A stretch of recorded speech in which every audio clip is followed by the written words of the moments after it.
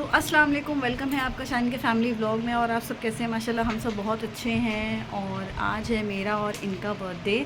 हाँ, आपने ठीक सुना, मेरा और इनकी जो बर्थ डेट है वो सेम डेट पे है, 17 जुलाई। सो जब मुझे भी फ़र्स्ट टाइम पता चला था तो मैं बहुत ज़्यादा खुश थी और मैं बहुत ज़्यादा खुश हो गई थी और बहुत ज़्यादा सरप्राइज़ भी थी कि कैसे हस्बैंड वाइफ का भी एक साथ बर्थडे हो सकता है। बट या इट्स ट्रू। एंड आज मैंने अच्छे से नहा धो के ये अच्छी सी प्यारी सी ड्रेस पहनी है जो मैं आपको दिखाऊंगी। ये भी फुल ड्रेस मैं नहीं दिखा पा रही हूँ। सो इसकी ये डिज़ाइन है, मैंने खुद डिज़ाइन करके सिलवाई थी। और मेरा रूम तो अभी सुबह सुबह बहुत ज़्यादा मैसी हो गया है। देखिए ये बहुत, आप तो आजकल आप जान रहे हैं कि बारिश हो रही है तो सारा मुझे जितना भी कपड़ा था वो मैंने अपना सारा रूम में ही सुखाया था। सो इसके लिए कोई बात नहीं। और अभी मेरी एज़ल भी उड़ गई हैं और वो अभी खेल रही है और अभी मुझे उसको अच्छे से मलना धलना है। अगर इनकी दादी फ्री होंगी तो वही मल देंगी। और फिर मुझे नीचे का रूम वगैरह साफ़ करनी है और मुझे रूम भी साफ़ करना है। सो आज की मैं डिटेल शेयर करूँगी कि मैं आज क्या करने वाली हूँ। सो मैंने जो ड्रेस पहनी है मैंने ये खुद डिज़ाइन करके बनवाई थी। इसका कलर बहुत ज़्यादा प्यारा है। इसका नीचे का जो पजामा इसी कपड़े का है और मैंने सिलवाया था। सो टेलर के यहाँ वो चला गया है और वो अभी आया नहीं है। तो मैंने ये वाइट कलर की चुन्नी और ये लेगी लगा लिया, ये पैंटू लगा लिया इसके ऊपर। ये इसके साथ भी बहुत अच्छा लग रहा है। सो अगर मेरी ड्रेस पसंद आए तो ज़रूर बताइएगा। और ये मैंने ऐसे स्लीव करके बनवाई थी, ये डिज़ाइनर जो मैंने नेट से ही पिक्चर्स निकाल के बनवाई थी। और मैं जैसे उनको बोलती हूँ वो वैसे सिल देती हैं। तो मुझे अपनी ड्रेस पसंद आई थी और मैंने खास करके स्पेशली सोचा था कि मैं आज अपने बर्थडे वाले दिन पहनूंगी। बैठ के पॉटी कर रही है, ये ऐसे ही पॉटी करती है। और मेरा ये रूम है जो बहुत ज़्यादा गंदा हो रखा है। अब मैं जल्दी जल्दी इसको साफ़ करूँगी पहले इनके आने से पहले। और ये गए हैं अभी अपना नहाने। मैंने अपनी ये ब्रेड और उधर का पोर्शन क्लीन कर दिया है। और अब मैंने एज़ल को भी मल दिया था और एज़ल अच्छे से नहा के आ गई हैं। हम दोनों लोग जाते हैं, इनको साथ में नहलाते हैं। सुबह सुबह इसने पॉटी भी कर ली, फिर मैंने लगे हाथ उसको मालिश भी कर दी थी और इसको अच्छे से नहला दिया। एज़ल नहा के रेडी हो गई हैं। अब वो अच्छे से रेडी होंगी, कपड़ा पहनेंगी। सबको अस्सलाम वालेकुम कहिए। अस्सलाम वालेकुम। अस्सलाम वालेकुम। सो एज़ल अब सबको अस्सलाम वालेकुम कहती हैं। बहुत सारी एक्टिविटीज़ करने लगी हैं एज़ल।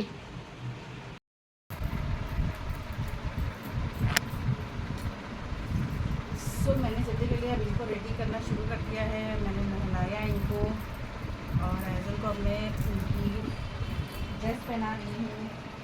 एज़ल बहुत ज़्यादा परेशान करती है जब ये कपड़े पहनती है तो, ये इधर उधर भागती है। ये भी सबसे मुश्किल काम है उसको कपड़े पहनना। चलो चलो चलो जल्दी से पैर को नीचे। तो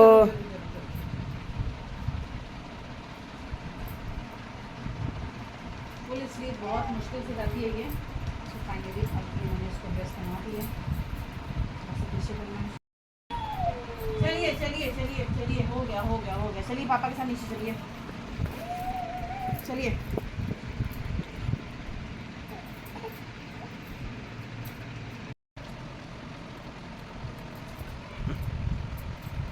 पहला के बाद मुझे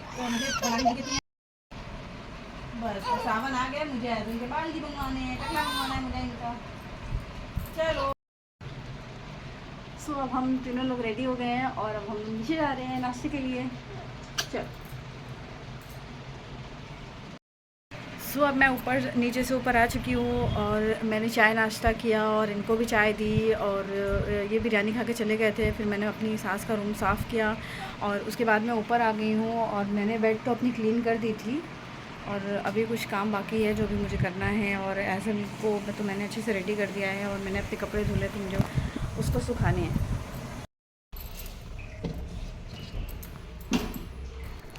फिर मैं ऊपर आ गई और देखा, मैंने जब अपने कपड़े फैला के रख दिए थे तो फिर अभी ये थोड़े बहुत नम हैं। और फिर मैंने थोड़ी देर बाद आकर देखा तो ये देखा कि मैंने बहुत ढेर सारी चींटियाँ यहाँ पर थी। और ये देखिए मेरे सारे कपड़े पे लग गई थी। और फिर मैंने इसे कुछ देर तक ऐसे ही धूप में छोड़ दिया था ताकि अगर मैं ऐसे रूम में लेके जाऊँगी तो ये सारे बेड पे भी आ जाएगी। मेरे सारे काम हो चुके हैं और मैंने अपना रूम भी क्लीन कर लिया है। और एज़ल यहाँ पे लेटी हुई है और मेरा ये सारा कपड़ा रखा हुआ है और मेरा इधर का पोर्शन सारा क्लीन हो गया है। मैंने झाड़ू भी लगा लिया और पोछा भी लगा लिया है। और अभी मुझे सिर्फ कपड़े तय लगा के अलमीरा में रखने हैं। और एजल मेरे गोदी में ऐसे लेटी हुई है और एजल को दूधू चाहिए ना, एजल दूधू चाहिए मम्मा से, दूधू। चलो अभी एजल को मैं अपने दूधू दूँगी लगा कर। और मैंने एजल को काऊ मिल्क देना शुरू कर दिया था पिछले मैंने इसको ये जो काऊ मिल्क मैंने जो इसको काऊ मिल्क देना शुरू किया था वो मैंने 8 मंथ से ही स्टार्ट कर दिया था, क्योंकि इसको जब अलग से दूध दिया जा रहा था तो उसको इतनी ज़्यादा अच्छी नहीं हो रही थी, बहुत ज़्यादा दुबली हो गई थी। तो फिर हमने वो जो फार्मूला मिल्क आता है वो बंद कर दिया था और हमने फिर काऊ मिल्क देना शुरू कर दिया था और अभी भी ये पीती है। सो माशाल्लाह। उसके बाद मैंने जल्दी से एजल की अलमीरा में सारे उसके कपड़े सेट कर दिए थे। फिर मेरे भी बहुत सारे कपड़े थे जो मैंने धुल कर रखे थे, तो फिर वो भी सूख गए थे। तो फिर मैंने भी अपने अलमीरा में जल्दी सब उसको सेट कर लिया। उसके बाद जितना भी बेड पे एजल के खिलौने रखे हुए थे मैंने सब एक जगह किया। एजल को दो फिर रखो, यही सब काम रहता है। सो अब मेरा देखिए मोस्टली काम हो चुका है और एजल माशाल्लाह से सो चुकी हैं। और फिर मैंने अपनी दवाइयाँ ली है, ये है मेरी दवाइयाँ जो मैं ले रही हूँ, क्योंकि ऑपरेशन के बाद से ही मेरे बैक में बहुत ज़्यादा पेन होने लगा था और ज़्यादा देर अगर मैं खड़े होकर काम करने लगती हूँ सो मेरे बैक में बहुत ज़्यादा पेन होता है। जब से मुझे वो नीडल लगी है, ऑपरेशन सिजेरियन हुआ था मेरा, सो तभी से मुझे दर्द होती है। मैंने बहुत डॉक्टर को दिखाया था। फर्स्ट मैंने डॉक्टर भार्गव को दिखाया था, उन्होंने मुझे एक्सरे किया था, उसमें भी मुझे आराम नहीं मिला था। फिर मैंने जेडी अंसारी को दिखाया था। उसके बाद एक दुलेपुर पे एजेड अंसारी रहते हैं, मैंने उनको दिखाया है और मैं उनकी दवा ले रही हूँ। सो अल्हम्दुलिल्लाह से मुझे अब थोड़ा बहुत आराम है और अभी मैं इनकी दवा कंटिन्यू करूँगी, ताकि अगर आप फिट रहेंगे तभी आप सारा काम कर सकते हैं। सो मैं अभी यही दवा ले रही हूँ और माशाल्लाह से मुझे बहुत आराम है। और अगर आप किसी को भी पेन है कमर में या किसी को नर्व की प्रॉब्लम है या फिर उनको नस में दर्द हो रहा है तो वो वहाँ पे ले सकते हैं। अगर आपको चाहिए तो मैं उनका एड्रेस आपको मेंशन कर। ये जो दवाएं हैं वो थोड़ी डिफरेंट टाइप्स की हैं, आप देखिए कोई इसका रैपर नहीं है और ये दवा काफ़ी माशाल्लाह से मुझे तो बहुत ज़्यादा फ़ायदा है। और ये देखिए इनकी ये सारी दवा हैं जो पैकेट में मिली थी। और ये मेरा रूम माशाल्लाह से पूरी तरीके से साफ़ हो चुका है और ये हर पोर्शन से मैं दिखा रही हूँ। सो ये एजल का वाकर है, अब जो इसे वो यूज़ नहीं करती है ज़्यादा। सो एजल भी माशाल्लाह से सो रही है और मैं जा रही हूँ। सो अब माशाल्लाह से एजल सो रही हैं और मैं जा रही हूँ वज़ू कराने। उसके बाद मैं जाऊँगी ज़ुहर की नमाज़ पढ़ने और फिर उसके आगे का ब्लॉग मैं शूट करूँगी।